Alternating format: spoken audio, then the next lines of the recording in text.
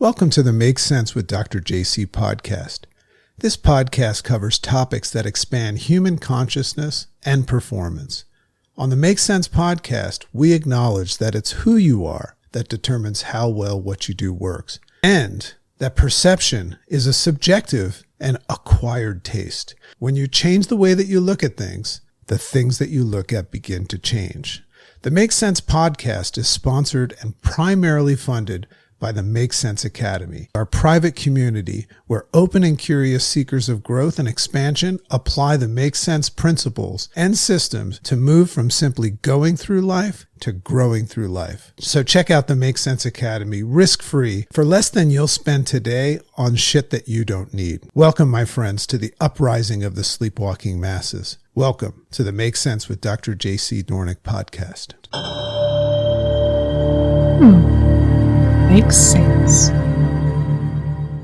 Hey, great morning, my friends. This is Dr. JC Doornick, aka The Dragon, and I want to welcome you to another edition of the Make Sense with Dr. JC podcast. We have a very special guest, a personal friend of mine, somebody that's been a three-peat on this podcast. That is the amazing Jamil Frazier. Jamil is a motivational speaker, author, certified health coach, personal development coach, and the founder and CEO of Think Life is Different. Today, his coaching network has served over 50,000 clients and is still growing. But his impact didn't always look this way. In April 2012, he hit a pivotal moment where everything was out of balance. He was physically unhealthy, financially broken, relationally poor, and mentally frayed. Simply put, he was a mess, just like your boy Dragon was. However, after deciding to build holistic health, he found traction on the path to true wealth. Now, he dedicates his life to guide individuals and organizations to achieve financial independence, healthy minds and bodies, and thriving relationships. If he could do only one thing before he leaves this earth, it would be to help people everywhere learn to think well, and he's just getting started. I want to welcome the amazing Jamil Frazier to the Make Sense with Dr. JC podcast. Makes sense. Welcome, everybody, to a very special edition of the Make Sense with Dr. JC Doornick podcast. And I just want to share, this is a jacket that nobody's really seen, and I wore it for our guest here because we go way back. This is a very unique jacket. You might see some advertisements of me wearing this jacket in some of our nice professional photos, but this is the actual Prince Charming jacket, and I used this jacket to propose to the chicken, my wife, in front of 11,500 people or something like that, just to make sure she would say yes. And I remember that right before I did that, that was my strategy. Someone said, what if she says no? And I was like, oh, thanks for that. The reason why I wore this jacket is for a little bit of extra entertainment, but also it's because our guest here today is somebody that I've known for a long time. So his name is Jamil Frazier. He's actually been on the Rise Up with Dragon show, the previous show. So it's an honor and a privilege to have gone through so much life with him, but also have him be in the new generation of the Make Sense podcast. Unbelievable how many people are watching this. And I don't know if you know this, Jamil, but for some reason, because we get an international crowd, there's this very strange thing where there's these Middle Eastern men that have crushes on me. I don't know if you're aware of that, but I get hit on by Middle Eastern men. So big ups to my friends out in the Middle East. They're keeping the clothes on for you, though. Jamil and I go way back. What's interesting, because he's in a new phase of his life right now, and this is really exciting, and I've had the opportunity to watch that all transpire. But if I think about it, we became friends, and we kind of rose to what we thought was fame and fortune, which is really interesting because there's different phases of that. And we've got so many funny stories, but it's unique to be able to have a friend that lasts the test of time, that you went through tough times, great times where you thought everything was all figured out, and then tough times again. So, I don't have a lot of friends like Jamil Frazier. So it's just such an honor and privilege to have him on the show, but also very exciting for me on a personal level that the first time he wrote a book Well, actually, he's got two books out there, but Think Life is Different, which ended up being his brand. That was a huge success. I was like, oh my God, my friend wrote a book, but now he's apparently an author.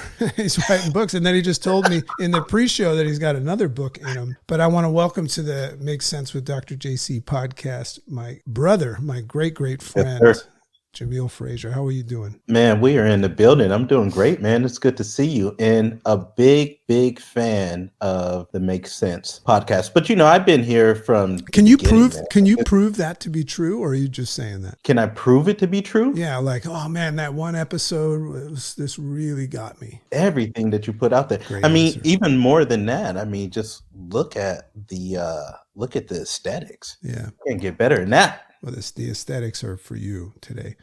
So the Make Sense podcast is all about taking the things that make you go, Yep. You got the new hat here. You see the new hat? I'm going to get you one of these hats. I've We been always give seeing each it. other hats. I need a new Think Life is Different hat, by the way, because that was my favorite hat, and it's just a mess now because I started wearing it to the gym. So I need a fresh one. Say less. If you know anything about Jamil's story, and we're going to go over it, he comes from very humble beginnings. And so he's got this amazing kind of rags to riches story. This is a very interesting approach because it exposes something that you're becoming very, very passionate about. And there's a really interesting contrast going on with financial freedom, financial, generational wealth. There's a lot of interesting topics here. What I'd love to do is just kind of start off because we're talking about his newest book right now. When I first looked at that name, I was like, what the heck is that about? Right.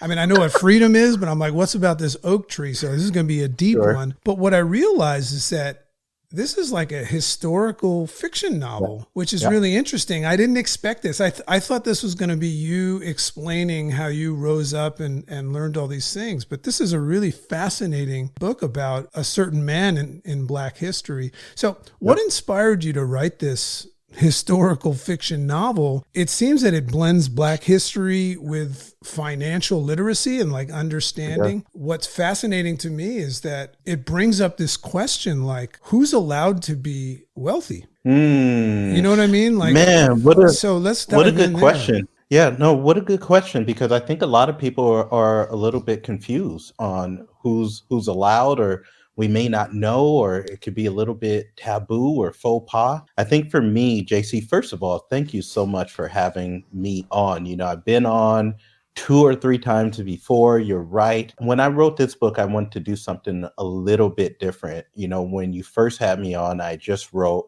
my first book, which is The Richest Man in Direct Sales. And then I wrote a book, basically a how-to book, like take these 12 steps if you want a very successful life full of, freedom and fulfillment and financial freedom and time freedom and all these things, but really just like fulfillment. And when I was thinking about the concept for this book, I didn't want to do necessarily a step-by-step, a how-to book. I wanted to do a book that was told in story form, told in, a fable, a parable. So if you ever read books like, The Richest Man in Babylon, or if you ever read The Alchemist, then this book is going to be a book that really resonates with you. And then I think also, a small part of my story is, I grew up on welfare for 2 decades, from the time that I was born until the time basically I graduated from college. My mom is the most incredible person that you would ever meet, but she had a really, really tough life, especially at the beginning of her life. She was born in a family, believe it or not, that were sharecroppers in Wabasiki, Arkansas. And part of their job, the land that they lived on, was to raise the crops and to pick cotton. So she started from very humble beginnings, moved to Southern California in her teenage years. A few years later, both of her parents died within a month and a half of each other, which put her as sort of the matriarch of the family to look over her brothers and her sisters. Her youngest brother at the age of 13 got shot and killed due to gang violence. And then pretty much all of her other siblings passed away, and there's only 2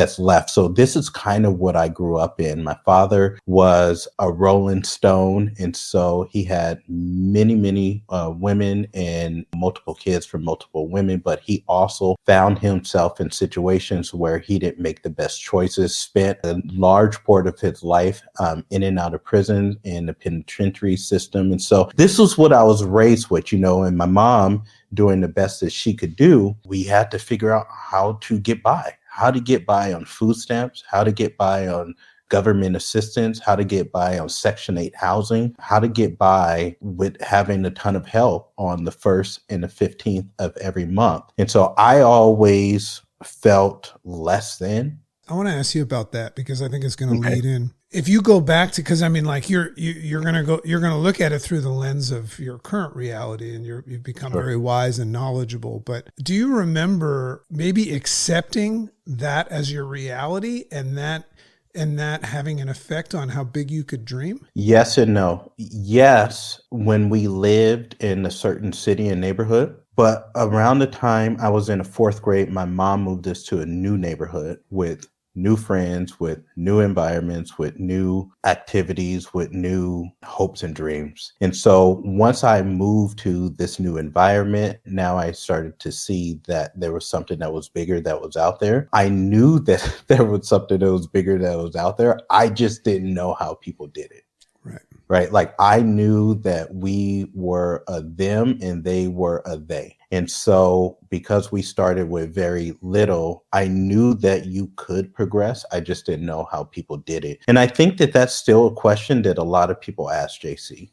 There's a lot of people that feel disenfranchised right now. They feel like I cannot elevate in life. I cannot find a level of success that I want. There's only a certain amount of people that can build wealth, that can move into riches, that can move into certain cities, and that it's not possible for them. So the inspiration of really writing this book and the time period that I did was there's no other time period, especially for like Black Americans, to really show that this can be done than right after the Civil War. So if you think about it, you have millions and millions of people who all they had known was slavery. And then all of a sudden they're free. That's why the book is called The Freedman and the Oaktree. And so just think about that. Think about what that means to not ever have personal agency, not ever be able to have currency, not ever be able to work, earn income, and have that for yourself. And then all of a sudden you are thrust out into the open and you got to figure it out. And so in this Reconstruction era, we saw some of the brightest, some of the wealthiest, some of the most industrious people rise up during this time. And if you can do it during that time, I wanted to show, then we can certainly do it during this time for people that never had anything, never had any personal agency. There's two ways of looking at that. One of the things that I've adopted is the ability to look at things from different vantage points. One of them is that they're at a disadvantage because they don't know.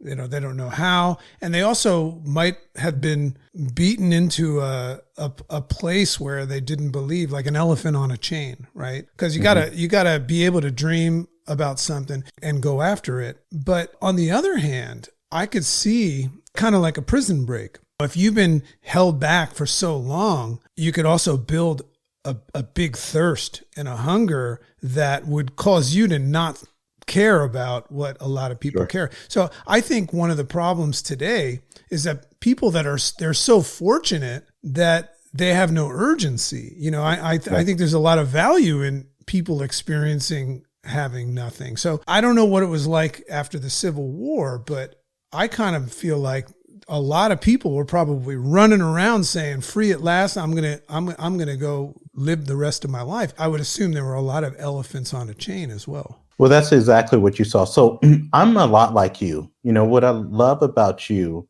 is I think we can give you a lot of titles. I think I could call you a sociologist. I think I could call you a psychologist, an anthropologist. I think I could call you a historian. I love when I look at people, I love to try to figure out what makes them different. Like, how come all of these folks had the same sort of reality? And some operated in one way and others operated in other ways. Right. So that's why a big part of this book, JC, is the 5 laws of leverage that helps people explode in not only their success, but in their wealth. And so what we see, what are the things that made some of these folks extremely wealthy and have them rise to the top of society, was that first thing that you talked about. It was the thirst of knowledge. That's actually leverage number 1. And what you saw was that, again, for hundreds of years, they were not allowed to read. They were not allowed to write. Wow.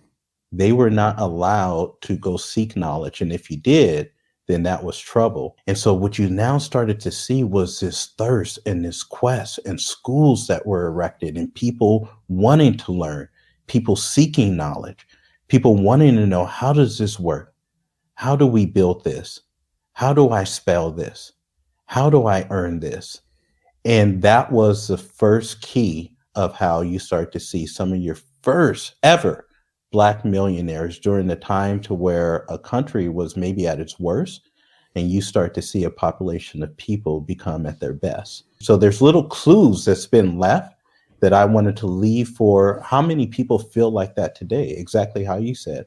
I feel like I'm an elephant that's on a chain and I have no agency in order to move.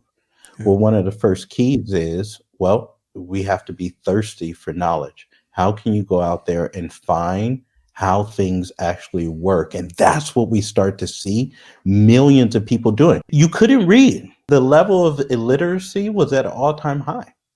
But now look what started to happen just in the 20-year time period. You were not allowed to freely get married. And now all of a sudden, we're starting to learn how functional families actually work. And so I wanted to take those clues and show it happens across time periods. These same things that if we could use in this Reconstruction era, we could use right now. So I want to go over those 5 laws. You highlight this character, Isaac Marshall. Yep. Fantastic character, very, very relevant. But I kind of want to know why you, because I know you very well, and I've been watching you evolve, and I'm watching you evolve again right now, even just hearing you speak right now. I'm like, man, he's really passionate about this stuff. But in what ways does the story of Isaac Marshall, I would assume in some way he kind of reflects your story. So did you resonate with this character? Why did you pick Isaac Marshall? I picked him because in a lot of ways he is me. In a lot of ways he felt frustrated. He felt there's got to be something that's bigger. There's got to be something that's greater that's out there for me. There has to be a way for me to feel like, for me to produce more in life and for me to reach my capabilities. And, you know, that was me not that long ago, as you know, JC. You know, as I was saying, I've never had a family member really do the sorts of things that I've been able to do. And I thought that there was, for a long period of time, I thought that there was something that was like wrong with me or different about me or something like that. And none of that was true.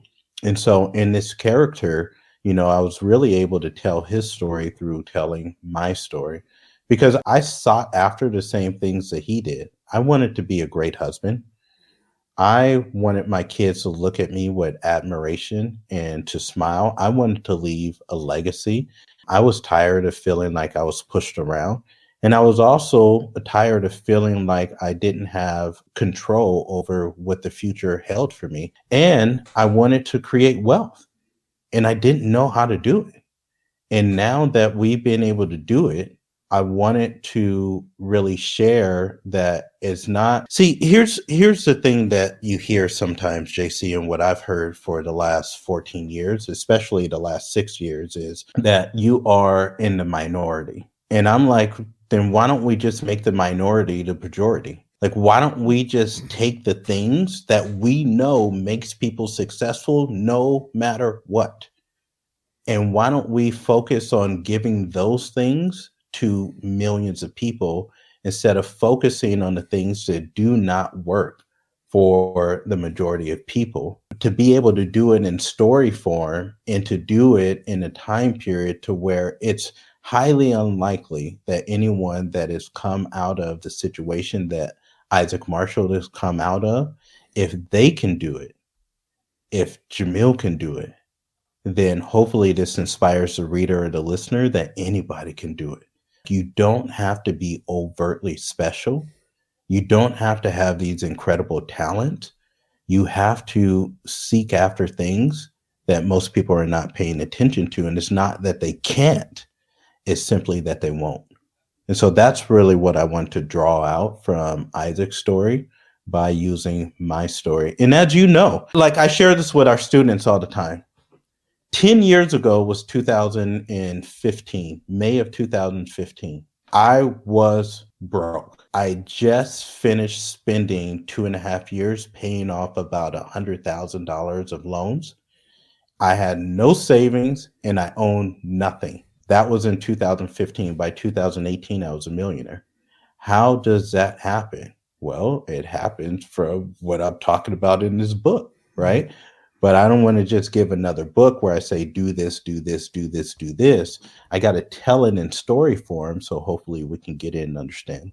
I love it. So I want to get into the 5 laws, but just one quick question that you just made me ponder. Because what we're talking about is something that you and I have been given many, many times. But back to that idea of 2 men enter, 1 man leads. Handing the keys over, the secrets to success that, as you say, anybody can apply, you're still going to be left off with a majority amount of people that for whatever reason, and they all have their reasons, they won't do them, whether they have a cognitive bias to say, I'm going to do it my way, or now's not the right time. So what's the real secret sauce? Before we go into the 5 laws, if you were to get a listener ready to not only receive them, because I always say learning in the absence of action is nothing more than a distraction. As we're about to hear Jamil give these 5 laws, if you're just here to learn them and walk around saying, I know the 5 laws, but you're not going to do anything about them, stop listening to this episode now. You don't waste your time. Go get an ice cream or something right now. Come back to it some other time.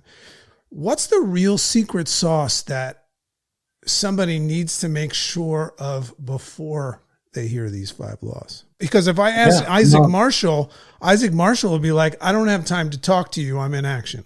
You know, the secret sauce is, so I have to watch my language, right? Like I'm not sure who's listening. Not on this show. There's no rules here. So there's a quote that's out there that says, the day you say fuck it is the day everything changes for you. And I don't know if you can feel that. And like, I just said that, but I feel it. I feel something happening in my body right now, JC, that almost is bringing me on the verge of tears. But there's 2 things that usually get people to do extraordinary things. So before you listen to the 5 laws, like I would ask yourself, do I or have I had these things? Usually it is desperation. And what you're going to find in Isaac's story is he got to a place to where he did not know. He didn't know how to produce the level of success that he ended up having, but he had a day to where he just said, I'm not going to live like this anymore. I'm just not going to do it. And it was a day to where he literally said, fuck it. So that's a day of desperation. We could also have a day of inspiration. Was this the second part? Now, I had both of them. I had just come out of a 2-year depression, and I was tired of feeling like people were pushing me around. My wife, life, my boss, the economy, and I was sick of it. But I also had a time to where I got greatly inspired. I start to see people like you, JC, in the story. You're going to see that Isaac got inspired by a gentleman as well. A gentleman that became his mentor. And so those are the 2 things that usually take us from where we're at to great transformation, is we have those things. Now, in my experience, if we don't really have one of those or both of those, then we're not usually going to consistently do the things. We might do the things for a little bit. We might do them for a couple hours. We might do them for a day. We might do them for a couple weeks. but the consistency that it takes to have the great transformation, literally, like fundamentally, if you are going to be different, you have to be different. Like, just think about what I just said. If you are going to be different, if you're going to move into the top 10%, 5%, 1% of anything, then this means that you're different. You are now in the minority because you think a different way and you act a different way. And that requires you to fundamentally be different. So those are the things that if a person doesn't have those, if a person's not motivated like that, if a person's not fed up, if a person isn't wired that way, or they won't get that, or they won't snap into that thing, then it's just going to be like that old rocking chair where we get inspired for a little bit and then life happens and we kind of take a step back, and then, something else happens, we get inspired, and we're just going to be middle of the road people because we just kind of do this all the time and we're missing those ingredients. So can everyone do it? I believe so. I don't know that the last 14 years of my life, JC, would have any purpose if I couldn't believe that. If I couldn't believe that the majority of people that's out there can absolutely do every single thing that I'm talking about, I would have no reason for living. That's what I live for. Now, will they? The majority of people will not. And it is because it takes those things that I talked about, and you call it the jacuzzi experience, but most of us do not like being inconvenient in our comfort. Yeah. And it is going to take you to move to a place where you literally say, fuck it, I do not care what happens on the other side of this comfort. Excuse my language. No, listen, my friend Jeff Cobelli I don't know if you remember when I had that almost viral rap video that I did called F It Year. I don't know if anybody's ever seen that. I mean, we got about 2,000 views on that puppy.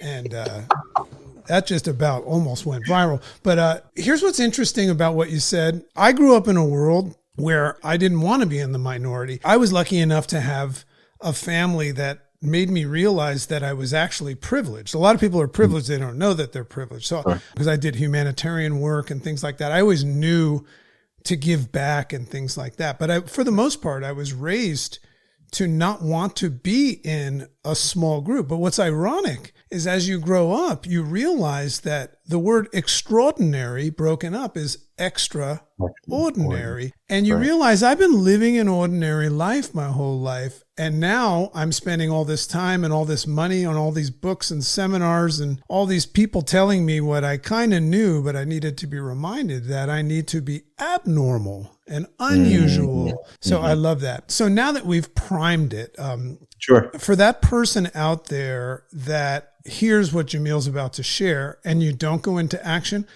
I want to encourage you not to beat yourself up and rather go back to your what and your why and try to figure out how to set a goal that is on the same level as Isaac and Jamil's were, the likes of wanting to breathe when your head is underwater, because then these things work for everybody. So that was my little disclaimer, not to waste your time hearing another keys to the kingdom speech right now that you claim doesn't work because you didn't work it. So let's break down the 5 laws of leverage and how they apply to everybody, to the average ordinary person. Sure. Well, first, let me just say, for that person that you were just talking about, I do think that it's important for a person to be honest with themselves. What I have found also is to move to that place of, great desperation or inspiration. Usually it does come down to a who. And what I mean by that is for us to go to the next level, to find that sort of desire, oftentimes comes down to who's in our lives. And so for me, it was, a 1-year-old son that I'm looking at, and I do not want him to have the same reality that I had growing up on welfare, being with an alcoholic and a drug addict mom, having a father who's not present in his life, in and out of prison, and repeating the same cycles over and over and over again. Same thing for Isaac in the story. His motivation was a who. and that came down to his family. So if you're searching for that catalyst, which we often see that turns people into superheroes, then I would implore you to look at the who's in your life and who means so much to you that will take you to the next level. How you become successful really, really, really fast. And when I say really fast is subjective. For me, I would say that I moved to a level of success in about a 5 to 6 year time period. And now that I'm at the ripe old age of 44, and I look back on that, I say that, dang, that was pretty fast. At the time, it did not feel like it was fast. It felt like it took forever. But now that I cascade back just a decade, I realized that 5 to 6 years was a pretty fast time period. How you do that and start to produce results that fast is you actually stop trying to do it on your own and you start to utilize levers in your life. So if you think about if any of us have ever had a car that broke down or we had a flat tire, we might actually try to fix that flat tire, or we might call somebody in to help us fix that flat tire. And what they do is they get out of the car and they bring a tool. And that tool is a jack. And that jack is going to allow you to lift up this heavy vehicle, right? Sometimes 1,000, 2,000, 3,000 pounds or more. And this little tiny tool, if you put it under the car and you get the handle and you sort of just press it down a few times, it is going to now raise up this extremely heavy vehicle.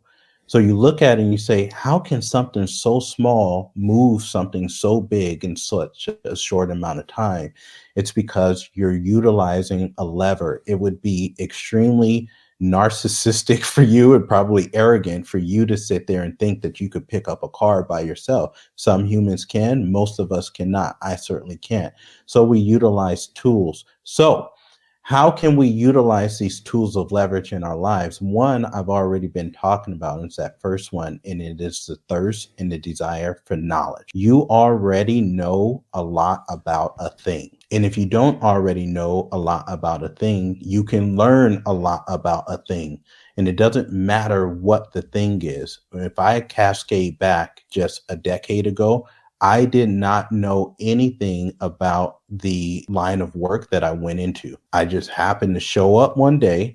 I was given an opportunity. I studied that opportunity. I tried to become great at that opportunity, and I tried to gain as much knowledge about that thing as humanly possible. So you can do the same thing. And it does not matter what it is. It doesn't matter if you move into sales. It doesn't matter if you paint houses. It doesn't matter if you're a cashier at McDonald's. It does not matter if you decide to start doing something with social media or social media managing or editing. It doesn't matter. Just choose something and become extremely knowledgeable about it. I just wrote a book, my third book, that will become a bestseller, and I don't even know how to spell, but I do know how to tell stories. So the first law of leverage is to utilize knowledge, but it isn't just knowledge to have knowledge, because knowledge without action or application is just a bird that has wings that doesn't fly. And so you want to utilize knowledge. The next law is people. So you have to start leveraging people, meaning do not try to get things done on your own. And it might sound counterintuitive, but what you're going to see in the story is Isaac Marshall gained knowledge with becoming a sharecropper. He was really good at planting seeds and tending to the crops. One thing that he had to start learning was, I'm not going to be able to get a lot done, and I'm not going to be able to bring a lot of value to the marketplace with me just trying to do everything. What I have to learn is, how do I organize? How do I recruit? How do I hire a whole bunch of other people that can help me in this quest, in this job, in this thing? And so what you start to see is he and his family stop trying to tend to the crops by themselves, but they get really, really good at creating teams. So if you want to scale very, very fast, get really good at leveraging teams, which leads to the next law, which is time. We all have 24 hours in a day, but we don't all use the same time the same way. So a lot of times, because you are trying to do everything on your own, you're trading a tremendous amount of time for money, and you are, I don't want to say wasting time, but you're not maximizing the time that you could be using. So what we can do is we can condense time and we can expand time. And what I mean by expanding time is, as we get people, time, money to start working for us, we can actually expand the amount of capital that we could bring to the economy. The fourth law of leverage is money, which I kind of talked about. Unfortunately, we eat our kids, meaning if you look at money as a tool, then we want that money to be out there working really hard for you instead of you always slaving over it. And as that money starts working hard for you, I look at that money working hard for you. I got 4 kids. So I look at that as kids that are out there in the marketplace really working for you. Unfortunately, we eat our kids, meaning we spend all the money that we make and we never have this money out there working for us. And not only that, the money is not working for us, but as that money is making more money, then we need that money that's made to be making more money, and so on and so forth. So we have generations of money that's out there that's working, whether we are asleep or whether we're out there working as well. I want to grab that. Sure. This is a very, very big one, because I've come across a lot of people, and I've been that person that, maybe has a poverty mentality and claims that they don't have money. Yet at the same time, if you take a closer look, they're spending money. I always think it's funny when people say, I don't have any money. I look at them, I'll be like, you don't look like you got nothing. You got clothes on your back. From what I understand, you live somewhere. So you just reminded us of this importance of, like, is your money working for you? So I just want to make sure we dip a little bit further into that. What do you mean by that? Because is that just saying investments, or all I hear is all the greats say that you got to lean up and wise up on what you're spending your money on so you can save up so you can have your money work for you. So just maybe just take a minute or two and give us a little bit of financial advice on that. Sure. I'm really glad that you dove into that, because I think a lot of us are not taught the playbook. We just don't know. And I think even to hear me say, is your money working for you? Most of us do not look at money that way. Most of us do not look at money as an employee. Most of us do not look at money as a confidant. Most of us look at money as something that we sort of use and abuse.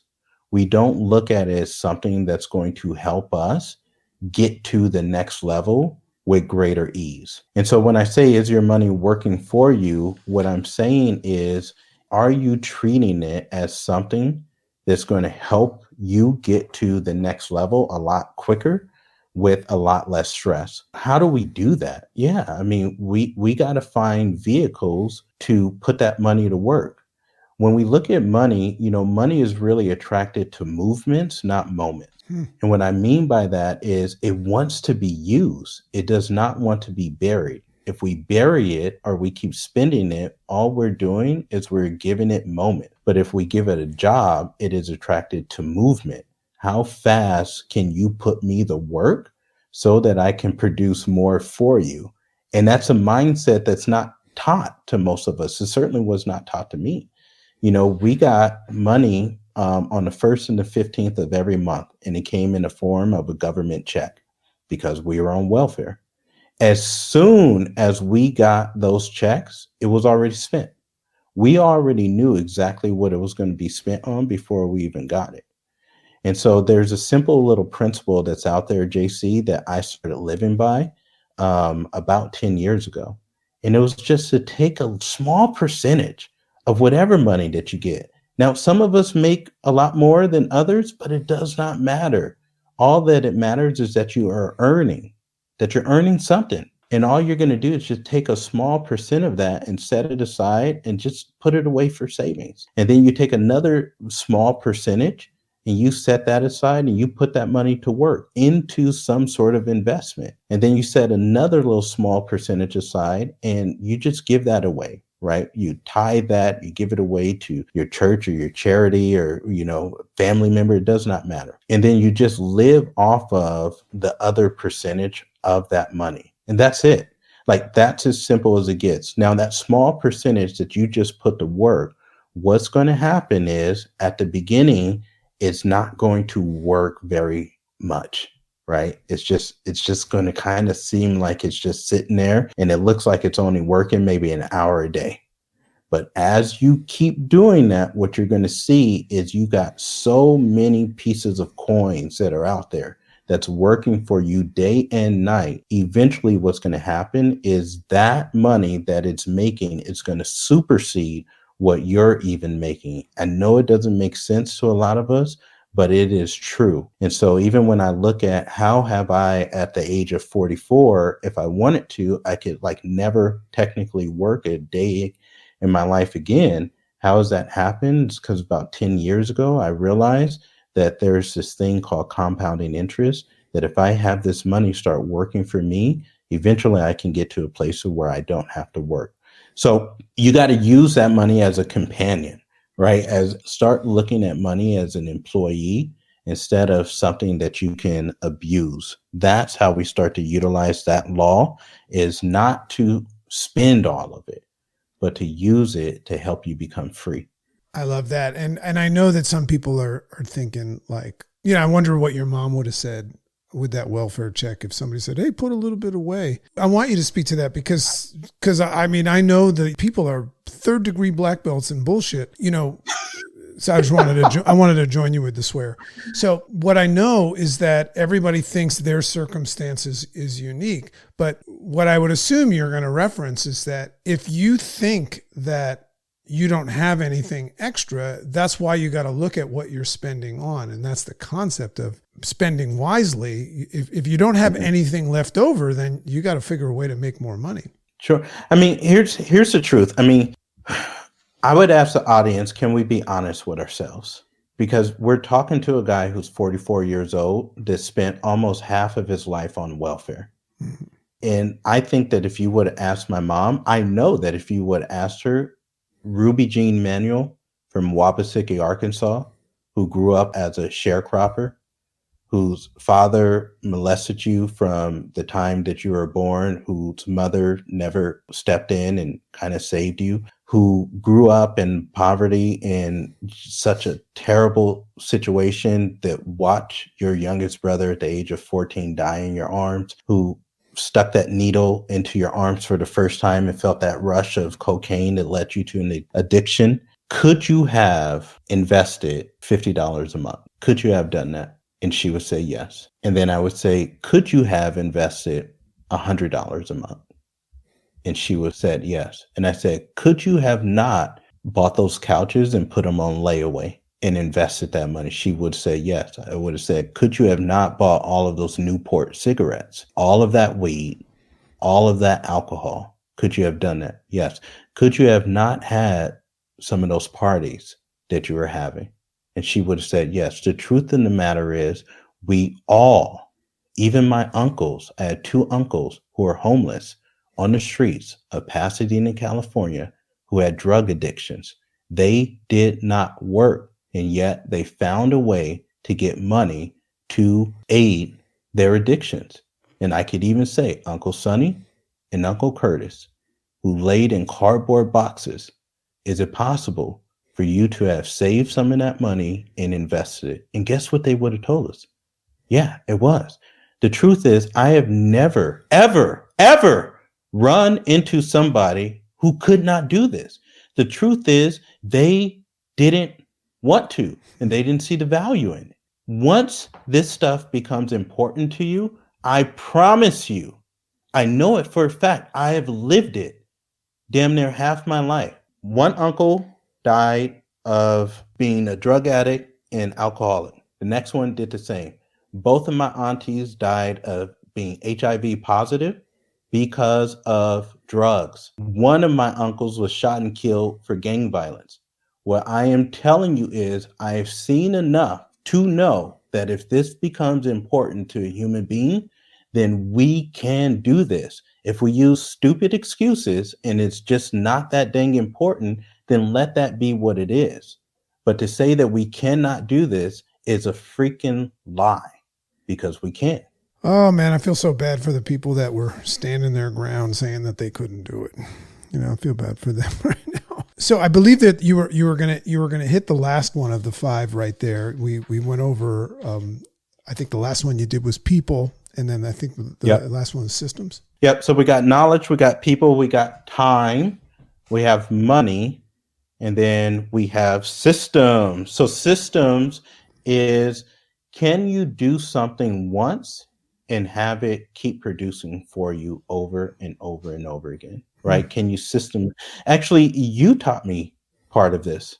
I remember years ago, and I was like doing all of these trainings, and you're like, dude, just make a video.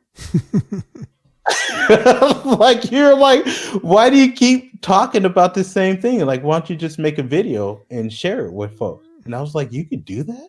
Like, yeah. Well, you and I, we got to realize you and I grew up from an era where that didn't exist. So, give yourself a break. We didn't know about that stuff. It's so true. But even look at this book. Yeah. Right? I wrote this book one time. This book is now systematized, and it will continue to pay me for years to come. I'm not working hard for this every day. I did it one time, built a system around it, and now it's going to continue to pay. So how can we find things in our lives to systematize so that it takes less effort and less time off of us, but still can produce greatly? And so that's what you see in this book. You're going to see that Isaac and his family start to systematize how they go about their work and their businesses so that it can now not just pay them for now, but pay them well beyond their living days. And that's how we start to move into legacy.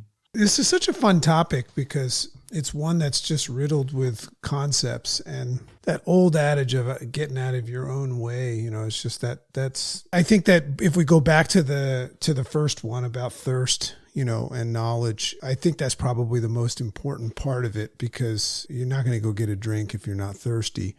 You're going to think you don't need to take a drink. So I just hope everybody grabbed all that stuff, because it looks like they all compound one on the other. If you haven't made a decision to go out and get something, then you're wasting your time. Jamil, what's an action step that people can take? And as we close up, I just want to make sure that somebody doesn't just go, oh, wow, there's a lot of good knowledge there. Maybe they'll go get your book, maybe read it, maybe not. But what's an action step, and how can people get involved? I know that you've got some communities, and you're doing a lot more than just teaching people how to make money, but what will be an action step for people to take?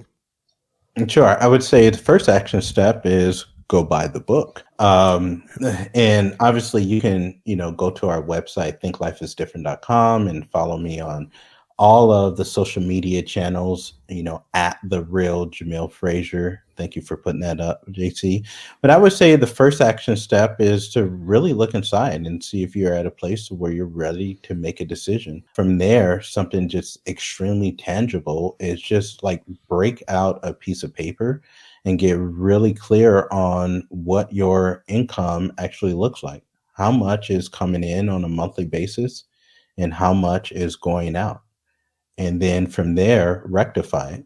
If you're spending more than what's coming in, then find some areas to where you can cut back and decrease. And from there, whatever is left over, then find just one vehicle to start investing in. What's the approach for somebody? I mean, other than reaching out to you and having you kind of take a look at things, when you say find one vehicle, if somebody doesn't know anything about those vehicles, like how do they find that vehicle?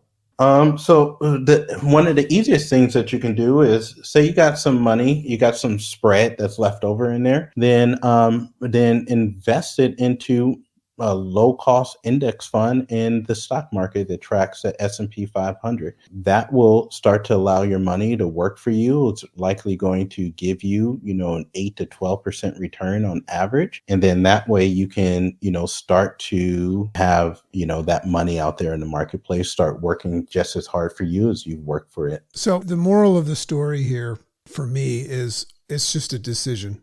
It's a decision away. It appears that the easy approach would be to just keep letting your regularly scheduled program work and kind of go to the hope and pray that something's going to happen. I would love somebody to just show up at my house with a briefcase of money. I mean, I won't say no to that, but the question is, what are you going to do while you're doing that?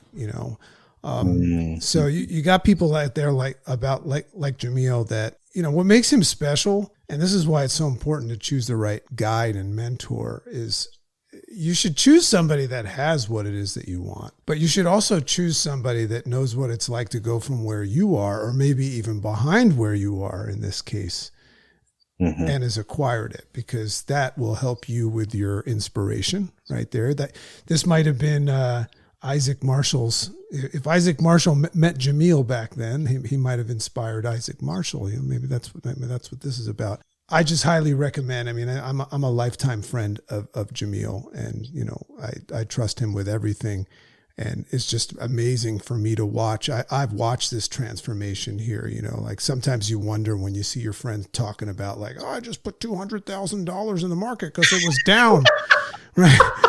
Like I happen to know that he would do that, and the writing's on the wall. This is a situation where we know things. It's just a matter of whether or not you're willing to contend, and you might need to go back and just recognize that you deserve things. My last question, I want you a short answer from this. When we look at generational wealth, right? Because Isaac Marshall didn't have that. Jamil Frazier didn't have that. Where does generational wealth start? In the mind. It's a mindset.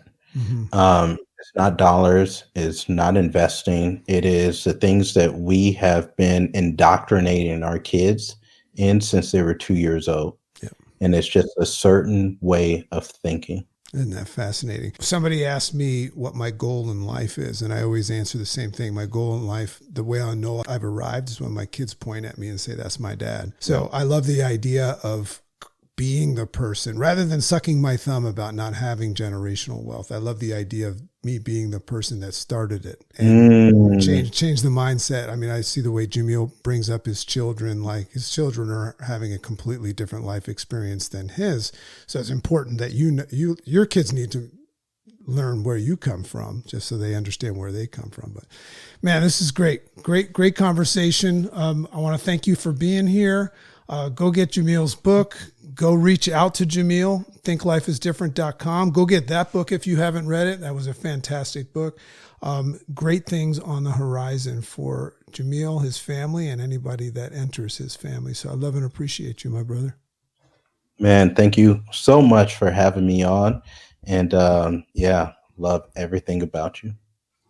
All right. We'll see you next time. Remember, if you learned something today, give it away.